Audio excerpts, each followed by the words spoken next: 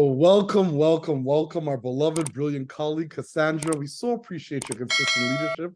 And as always at SETC, we begin all things by acknowledging our creator, by acknowledging the original stewards of the various lands we're on. We acknowledge all our ancestors, all those who toiled without compassion or compensation.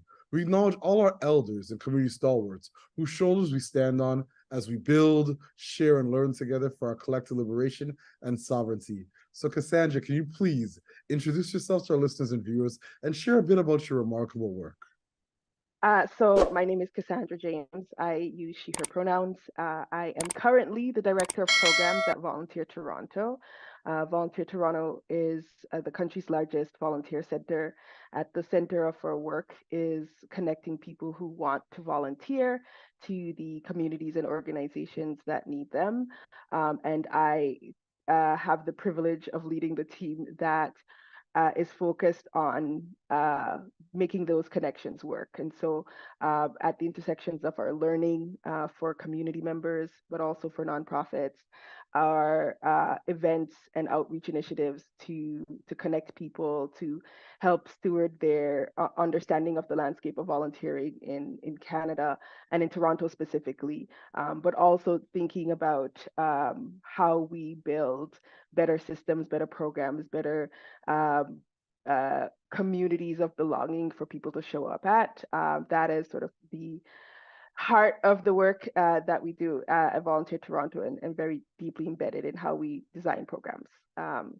I always like to say that I come to this space, to any space, with all the identities that I bring to the world. So I am an island girl. I come as an immigrant to Canada from the Spice Island, Grenada, and that's a really important part of who I am and the work that I do and how I show up in spaces.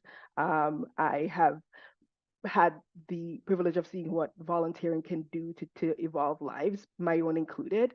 I am a serial volunteer. I do a lot of mentoring, mostly with young people. I've had the chance to do that with Big Brothers Big Sisters of Toronto. I've done that through my university with new international students and a couple other organizations over time. And so I feel like I'm one of the people who don't fall into the nonprofit sector, but chose this very intentionally because I think this work is important for building community and creating lives. So this is me and the work I do. That's beautiful. My father was a big brother in Toronto, and I was a big brother at one point. Yeah. So very impressed with that organization always. My next question is, what inspires you about your work currently? What has you curious? What has me curious? It's been a rough, we'll say rough, few years managing through a pandemic. We at Volunteer Toronto got to see a pretty amazing community response at the start of the pandemic to people wanting to help and people wanting to be engaged in community and support each other. Big uprising of grassroots organization and mutual aid support systems, especially in the first year.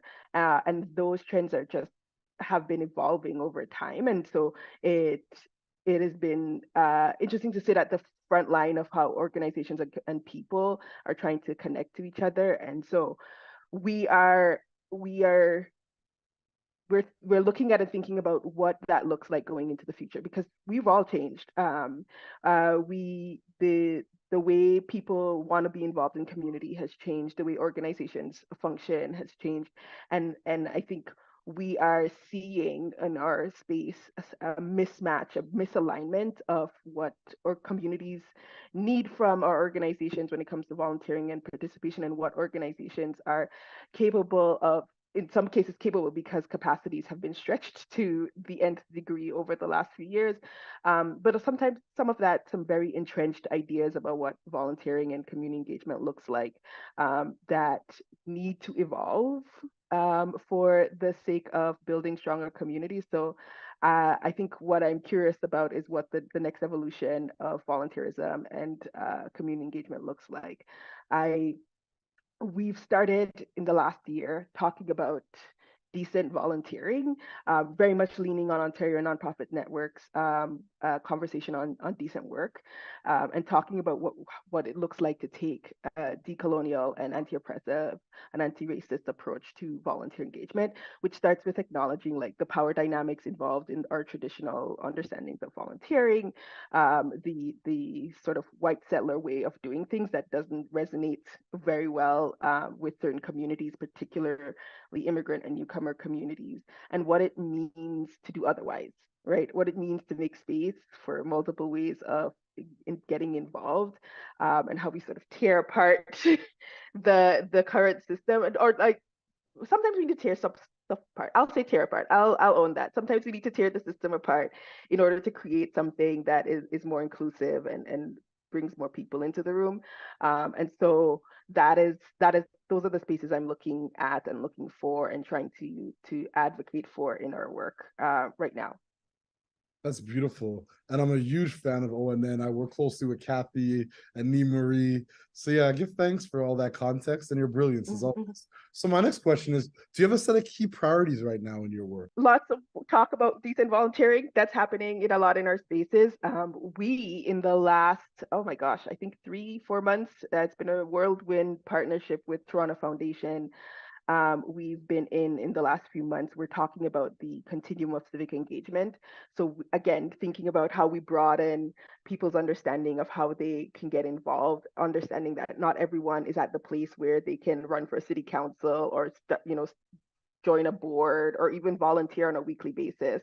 What is the breadth of that experience look like? And so we're in the middle of a Power of Us campaign, which has several parts. We're talking about the continuum of civic engagement, but we're also delivering microgrants to community members, and so we're in the middle of that process now. It's like taking up so much airtime. It's a fun for me personally to be in the space where we ask community, if we give you $1,000 and you could create a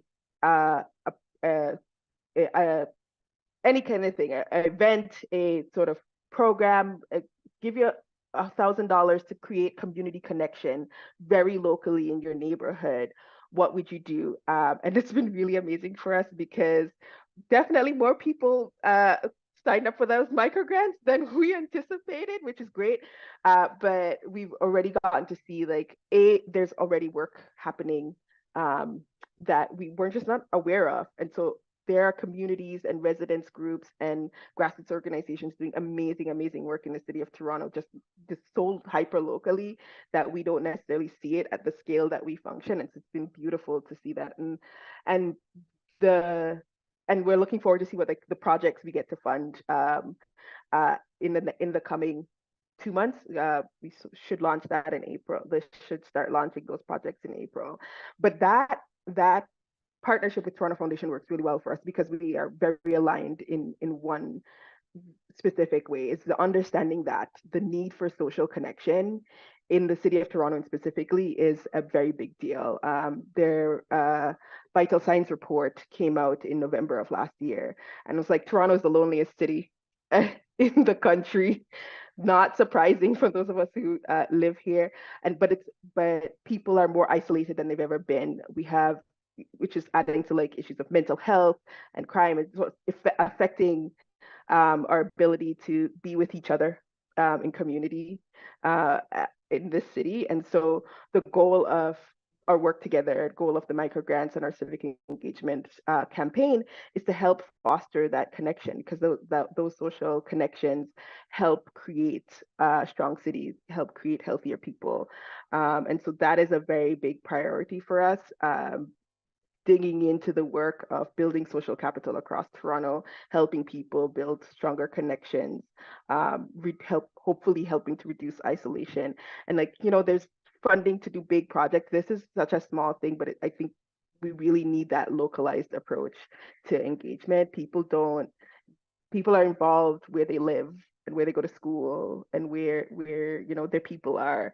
And so our goal is to really reach people where they are and help them build community where they are. That's beautiful. We actually have an interview coming up with Sharon Avery from TCF, and that partnership that you just articulated reminds me of some of the remarkable place-based investments that so many other organizations are trying to get their heads around. And it seems like y'all have Yeah. mastered it. So congratulations. I don't know about master. It's Well, it good sounds good remarkable. timing. Yeah, Relationships built over time and just being in the right place. I think we sort of were like we want to do the same thing. We're coming at it from different angles. We have different strengths in this space, and it's been really beautiful to be able to merge that with Toronto Foundation in the last 4 or 5 months. Yeah. that's beautiful. Thank you so much for articulating that so clearly. I appreciate the impact. So my second last question, what is your ultimate goal and what does success look like and feel like to you and your colleagues? I'd say what a success for me, and I think built into our operational plan right now is how do we go to community? Like it is, Volunteer Toronto has the privilege of being a fairly well-funded, stable organization. We've had stable funding over many years, which has given us capacity to do some of the work that we've been able to do. And the with that comes a responsibility to the city that we serve, but also I think to capacity building across the networks that we work in, particularly in the province, volunteer centers across the country. And so we think really clearly, I think, about how we show up in community. So inside our programs, particularly, we've been talking about how we ensure that our outreach is very place-based. We've been running a series of very small volunteer fairs. We make sure we're running them in localized communities for different demographics. So we've run a newcomer fair in Scarborough. It's high newcomer engagement area, for instance. We plan a volunteer fair for Black communities in February that we're doing alongside the Jamaican Canadian Association. And that, like, with the acknowledgement as an organization, we don't have good relationships inside Black communities. And for us, it's our job where we sit as a like I said, a stably funded organization with 50 years of experience behind us. It's our job to go into communities to offer the hand of relationship, to build relationships inside communities so we can do our work better. And so that is where that's our for me, success looks like being able to build stronger relationships with organizations, with communities of all kinds. It looks like a city that feels less disconnected, that people are getting out to volunteer or to engage in community in whatever way that makes sense for them at any given time. And so less tangible goal when it comes to success. But I think you feel that in your environment over time when that shift happens. And so hopefully I as a person who claims this city as a home, one of my two, yeah, I'll start to feel that along with everyone else. I love it. I love it. I love it. So my last question, do you have any closing thoughts or calls to actions for our listeners and our viewers? Calls to action. I invite people to take a look, if I can send you our continuum of civic engagement, just because we're really proud of that, first of all. But it for us, it really was a step back to think about. There are so many ways for people to get involved in community. There's so much breadth to civic engagement, and it's a necessary. I think it's such a necessary thing for us, and so I want to invite people to engage with us in that space, to look at that continuum of engagement, find the one thing, like find the space where, right now I can't, commit to a year as a big sister. I get that. As a person who's been a big sister, it's a big commitment. But if you can find the thing that helps you, make a new connection in community, sort of feeds that civic engagement goal, I invite everyone always to do that. Ashe, I couldn't agree more. And sometimes the commitments can be tailored towards you. I know that my Right. father, when he was a big brother, it was a huge commitment. But when I was a big brother, I already had children, and they built a program that was called the In-School Mentoring Program. So I only I'm had, in the in-school so program yeah, now. so the Yes. system is letting 10. This is so I'm dating myself. I'm 40 now. I was about 29 at the time, and I only had Yeah. like, so the time commitment, it was impactful, but it Yeah. still works around a volunteer schedule that made sense for me, my family, and my community. So I agree with you. We're finding ways to volunteer your time, whether it be on a board, and being civically inclined is so important, because if we're not at the table, we're on the menu. So I appreciate. I agree with that. Yeah, indeed, indeed. So thank you so much, Kasandra, for your remarkable energy, positive vibes, your candor, authenticity, and your clear visionary leadership. And as always at SETC, we close the way we began, by acknowledging our creator, by acknowledging the original stewards of the various lands we're on. We acknowledge all our ancestors, all those who toiled without compassion or compensation. We acknowledge all our elders and community stalwarts whose shoulders we stand on as we build, share, and learn together for our collective liberation and sovereignty. Thank you so much, fam. I so appreciate you. Thank you. Thank you for having me.